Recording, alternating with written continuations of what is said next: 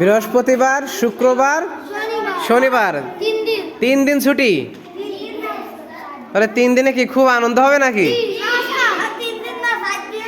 আচ্ছা, 3 দিনে তোমাদের কি পড়াশোনা থাকবে না?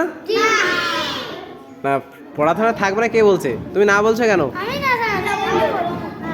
এই 3 দিনে তোমাদেরকে শোনো, 3 দিনে তোমাদের সকলে বাংলা, ইংরেজি, তারপরে তোমাদের আরবি, এই যে হাতের লেখাগুলো, এগুলো প্রতিদিন মানে এক এক সাবজেক্টের 3 পৃষ্ঠা করে লিখবা।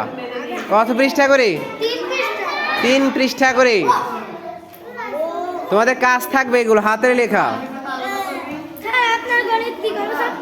3 দিনে মোট 9 পৃষ্ঠা হাতের লেখা হবে। আর একই সাথে তোমাদের থাকবে পিছনের পড়া। কি থাকবে? পিছনের পুরানো পড়া, যেগুলো আমাদের পড়ানো হয়ে গেছে। এই দিকে খেয়াল করো। তোমরা কি অনেক খুশি? ছুটি মানে খুশি, তাই না? আনন্দ শুধু? ঘোরাঘুরি, খেলাধুলা, এগুলো পড়ালেখা করতে হয়, তাই না?